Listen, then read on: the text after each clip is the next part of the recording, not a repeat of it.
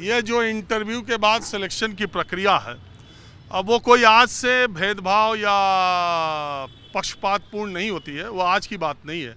जब reservation OBC का नहीं था, उसके पहले की भी मैं बात बता रहा हूँ।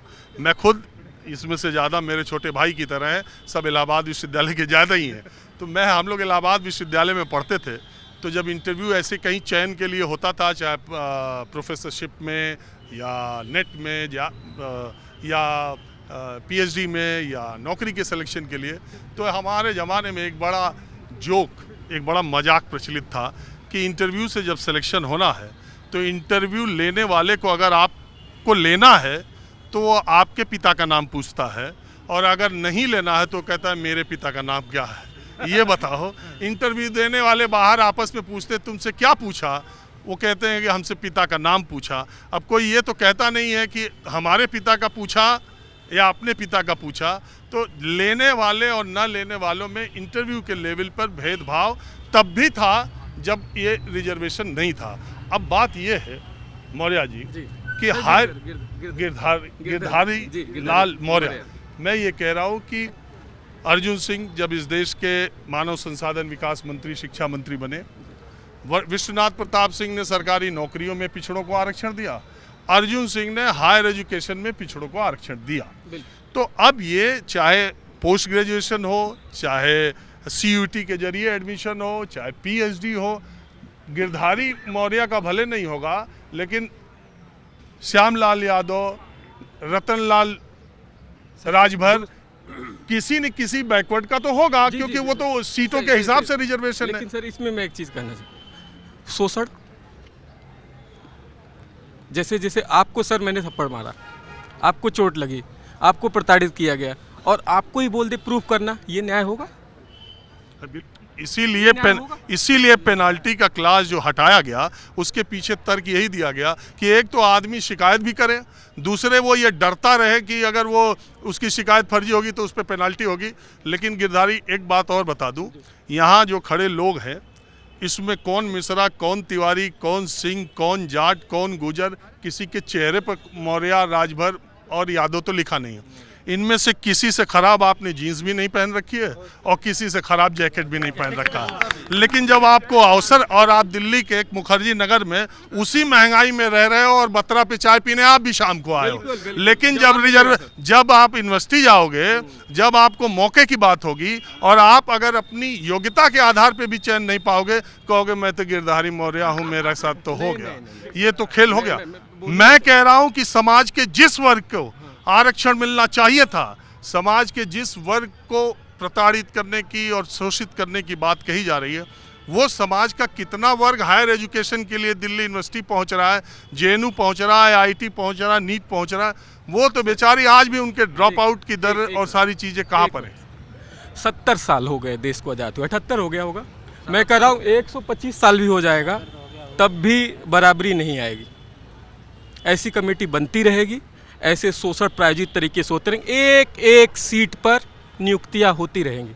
आप भी जानते हैं सर, हम भी जानते हैं, हम इसका विरोध नहीं कर रहे हैं, हम कह रहे हैं इसको वापस ले लो वापस। लेकिन सर कि शोषण का क्या क्या क्या क्या क्या तरीका निकालेंगे? समाधान का क्या तरीका है आपके पास?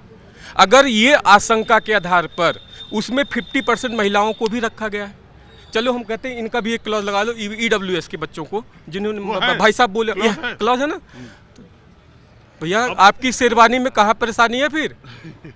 अभी देखिए, एक बात है, जिस समाज में हजारों साल से जाति के आधार पर भेदभाव किया जाता हो, जाति के आधार पर जातियों का काम विभाजित हो कि अगर आप इस जाति में पैदा हुए तो आप सब्जी बोएंगे, अगर आप इस जाति में पैदा हुए तो आप पानी भरेंगे, अगर आप इस जाति में पैदा हुए तो आप दूध का कारोबार करेंगे, अगर इस जाति में पैदा हुए तो पढ़ने का, मंदिर में पूजा करने का और हर जगह कथा प्रवचन का अधिकार आपको होगा, अगर आप इस जाति में पैदा हुए तो बिना कुछ किए धरे ही एक बड़े भूभाग के मालिक आप हो जाएंगे, क्योंकि उस इलाके के बलशाली जो लोग शुरू में थे और उन्हीं के पास लैंड होल्डिंग सबसे ज़्यादा है।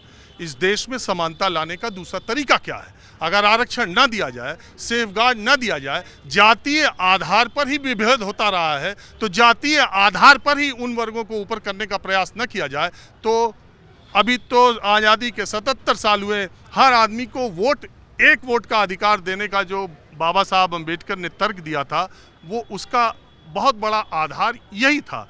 लेकिन सिर्फ आदमी के पास वोट होने की ताकत से उसके समानता का अधिकार भी हो जाएगा, और आर्थिक रूप से समानता से ज़्यादा सामाजिक और शैक्षणिक रूप से समानता की आवश्यकता है, ऐसा तर्क दिया जाता है।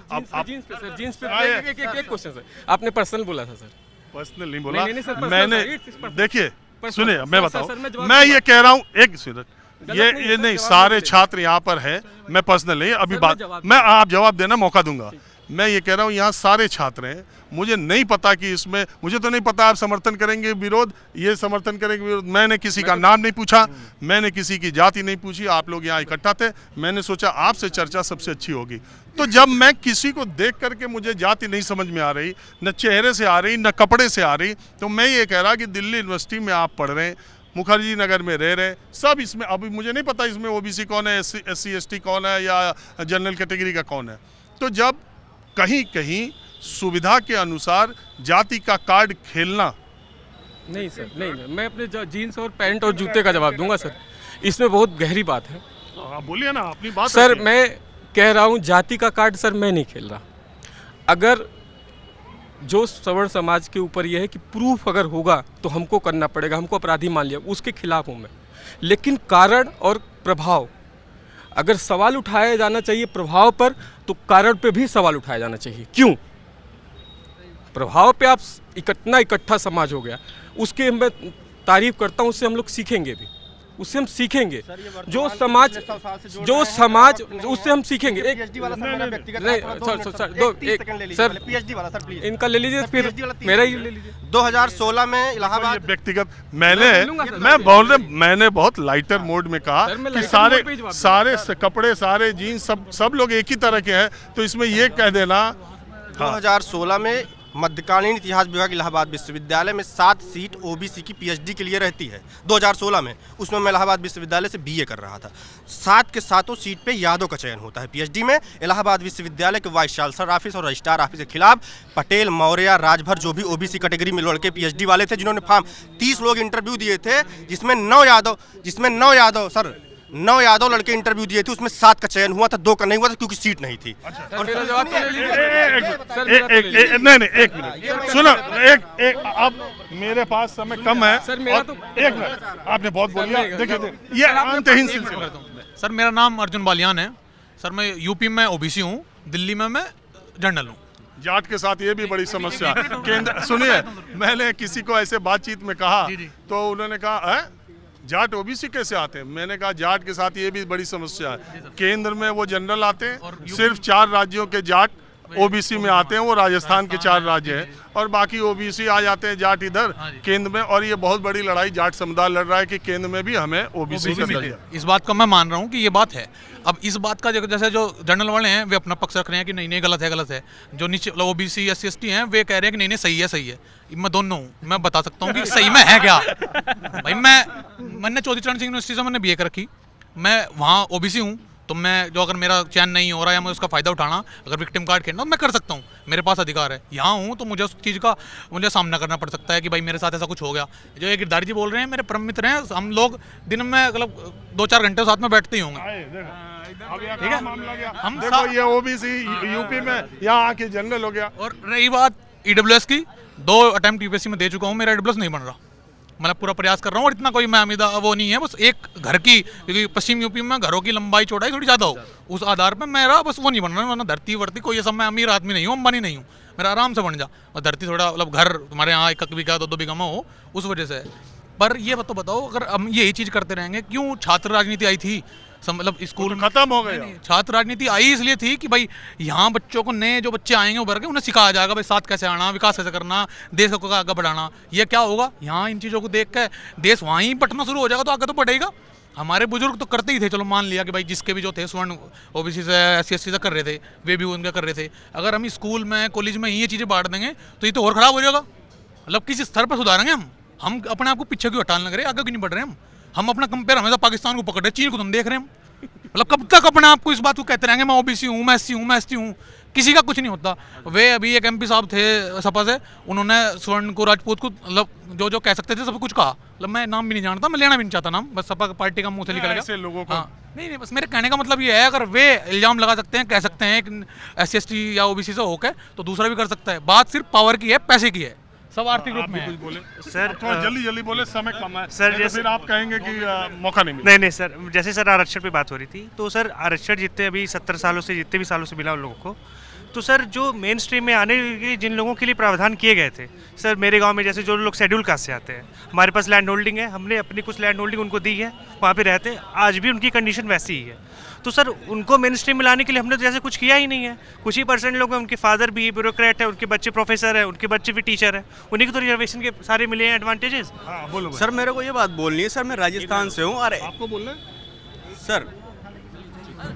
सर मैं राजस्थान में एससी से हूँ, और सर हम एससी से हम, लेकिन हमारे जैसे बारातें चढ़ती है तो हमारे बारात पर तो पत्थर फेंकते हैं। कोई मेरे भाई की बारात 2021 में चढ़ी तो गांव के पीछे से चढ़ी, तो गांव में बारातें कौन भगाता है? एसटी समुदाय के मीणा। तो सर इसका क्या सॉल्यूशन रहेगा यूजीसी में? क्योंकि यूजीसी में तो ओबीसी एसटी एससी नहीं, एससी एसटी 3 है। तो सर अगर वो यूजीसी में, तो फिर भी तो भेदभाव तो हमारे साथ मीणा कर रहे तो यूजीसी में बैठे हुए हैं, तो आप इसका ये क्या कह रहे हैं solution? कि एससी के साथ अगर एसटी करे तो क्या सोल्यूशन है? ये हाँ, ये मेरे भाई की बारात 2021 में चढ़ी, पत्थर फेंकते हैं, औरतें सिक्योर फील नहीं करती मीणाओं के मोहल्ले में। अच्छा सुनो, तो इसमें तो ये लिखा नहीं गया, लेकिन मेरे समझ से एससी भी शिकायत कर सकता है, एसटी भी शिकायत कर सकता है, ओबीसी भी शिकायत कर सकता है, वो किसी के खिलाफ कर सकता है। कर तो सकता है, लेकिन अगर कोई एसटी का आदमी बैठा है तो वो हमारा पक्ष क्यों लेगा? वो तो उनका अपना पक्ष लेगा ना कि इनके साथ होना ही चाहिए। उन्होंने आज तक नहीं सोचा। अच्छा ठीक है। पहली बात भाई साहब की बात में कहना चाहूँगा, मैं शरद दुबे हूँ, कि ये बोल रहे हैं कि जैसे हर यहाँ कमज़ोर व्यक्ति का शोषण ताकतवर करता है। हमारे देश में जब से लोकतंत्र बना था कमज़ोर वर्गों के लिए, कमज़ोर वर्ग जो हैं उनको अधिकार देने के लिए, लेकिन धीरे धीरे हम देख रहे हैं कि ये ताकतवर का जो है शासन बन गया है। खासकर हम यूजीसी पे बोलना चाहेंगे, और जो शंकराचार्य का मुद्दा हुआ है सर, उस पर बोलना चाहेंगे कि जो वहाँ बच्चों के साथ चोटियाँ खींच के मारा गया है, कहीं ना कहीं एक वर्ग को टारगेट किया गया है। इसका प्रतिरूप था अभी जो अलंकार करके उन्होंने वो बोला कि जो है उन्होंने इस्तीफा दे दिया। तो ये केवल एक वर्ग से जोड़ा जा रहा है, लेकिन ये पूरे समरण पर हमला है, खासकर यूजीसी जो अभी आया ठीक है, अब बोलो भैया। जी सर, ये जो यूजीसी एक्ट है, ठीक है, इससे पहले हम सब यहाँ पे बत्रा में खड़े होते, पहले हम छात्र थे, आज कोई जनरल हो गया है, कोई ओबीसी हो गया, कोई एससी एसटी हो गया है ना। यही सबसे खतरनाक इसके लिए है कि छात्र अभी पढ़ने 18-19 साल की उम्र में आएगा, उसे पहले ही ये ख्याल करना होगा कि पहले पता कर लो भैया कौन क्या क्या। लेकिन आप लोगों ने बात की, बहुत शुक्रिया।